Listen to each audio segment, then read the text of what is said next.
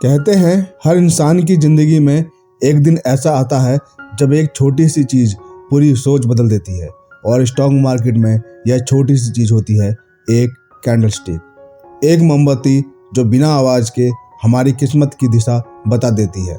लेकिन क्या हर candle profit देती है, या कभी कभी वो हमारे अंदर का डर भी उजागर कर देती है। आज की कहानी इसी मौन भाषा को समझने वालों के लिए है।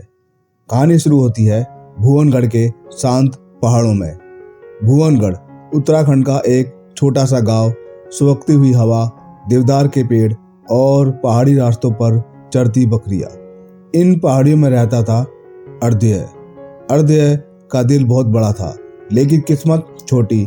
मध्यम वर्गीय परिवार, पिता की सीमित पेंशन और माँ की दवाइयों के खर्च, सब मिलाकर आर्थिक तनाव उसकी आंखों में हमेशा छाया रहता था। वो हमेशा सोचता, क्या जिंदगी में भी कोई पैटर्न होता है जिससे समझ आए कि कब आगे बढ़ना है और कब रुकना है। एक शाम वह अपने दोस्त के कहने पर एक रैंडम कंपनी का स्टॉक खरीद बैठा। कैंडल ग्रीन थी, चार्ट अच्छा लग रहा था। बाय कर ले, कल और ऊपर जाएगा, दोस्त ने कहा। और अगले दिन स्टॉक गिर गया।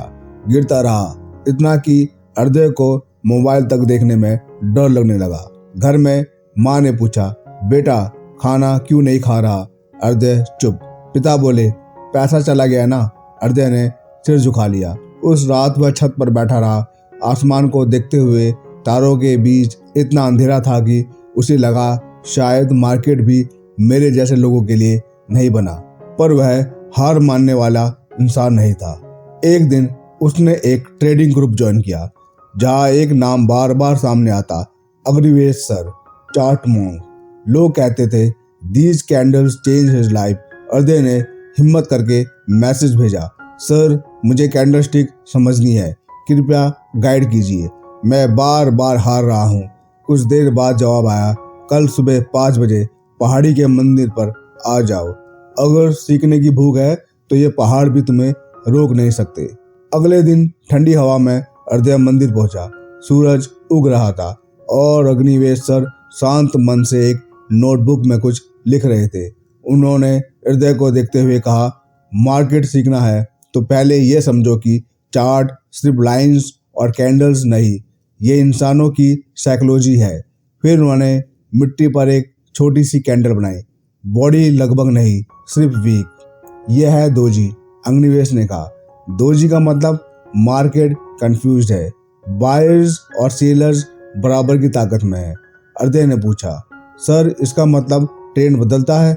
अग्निवेश, जरूरी नहीं, ट्रेंड रुक भी सकता है।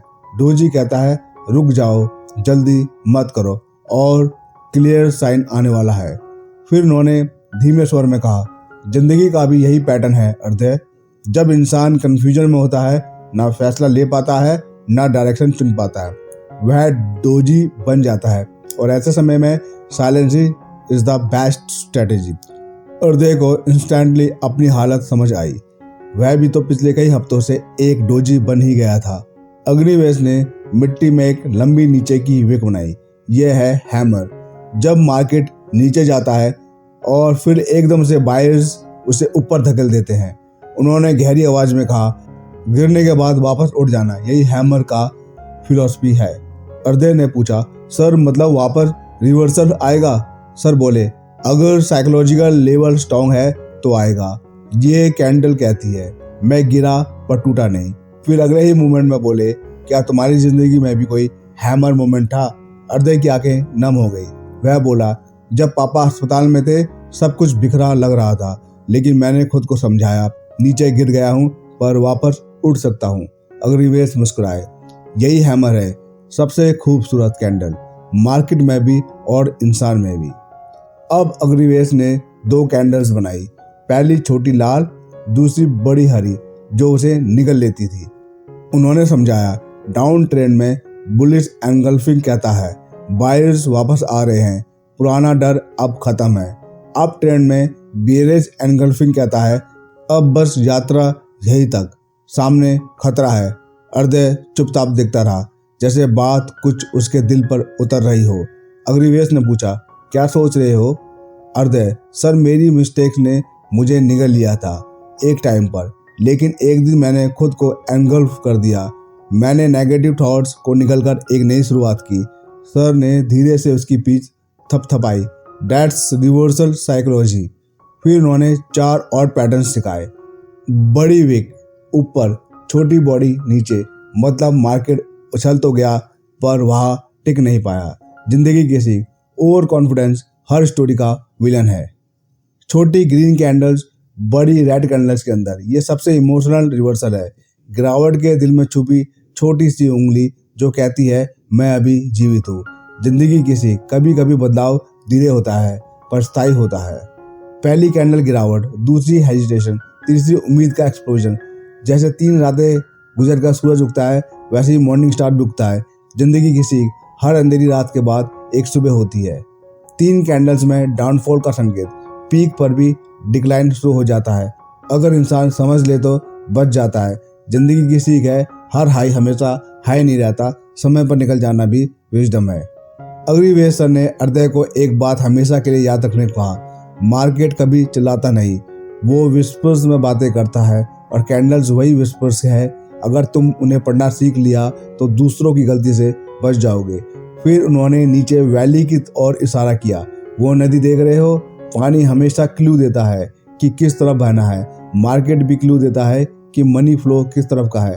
अर्दय को महसूस हुआ कि वह आज सिर्फ ट्रेडिंग नहीं, जिंदगी की साइकोलॉजी सीख रहा है। अब अर्दय इंप्लूसिव ट्रेड नहीं करता, लॉस में पैनिक नहीं होता, हर पैटर्न की डेप्थ समझता है, मार्केट साइकोलॉजी आइडेंटिफाई कर लेता है, हर कैंडल में ह्यूमन बिहेवियर देखता है और सबसे ज़रूरी डिसिप्लिन डेवलप कर चुका है। उसने मल्टीपल लॉसेस रिकवर कर लिए थे, लेकिन उससे ज़्यादा उसने कॉन्फिडेंस वापस पा लिया था। अब गांव वाले कहते हैं, पहले अर्दय मार्केट में खो जाता था, अब मार्केट उसे कंफ्यूज नहीं कर पाता। कहानी का सबसे बड़ा संदेश, स्टॉक मार्केट में डोजी, हैमर, एंगल्फिंग सिर्फ पैटर्न नहीं, हजारों इंसानों की इमोशन का एक स्नैपशॉट है। डोजी कहता है कंफ्यूजन में जल्दबाजी मत करो। हैमर कहता है तुम गिर सकते हो पर उठ भी सकते हो। एंगल्फिंग कहता है बदलने का समय आ गया है। मॉर्निंग स्टार कहता है नई सुबह तैयार है। इवनिंग स्टार कहता है अब लौटने का समय है। हरामी कहता है छोटी उम्मीद भी बड़ी गिरावट को हरा सकती है। मार्केट और जिंदगी दोनों साइकोलॉजी से चलते हैं और जो साइकोलॉजी पढ़ लेता है वह जीत जाता है। अगर आपको आज की कहानी और कैंडलस्टिक पैटर्न्स की गहराई पसंद आई हो तो लाइक दबाएं ताकि हम भी समझ जाए कि आपको ऐसा डीप कंटेंट पसंद है। आपकी लाइफ का कौन सा पैटर्न आपको सबसे ज़्यादा रिप्रेजेंट करता है, डोजी, हैमर या एंगल्फिंग? शेयर करें ताकि किसी बिगिनर की सीख तेजी से बढ़ सके। और हाँ, बॉयज टेल्स कहानी सिर्फ सुनो नहीं, जियो भी।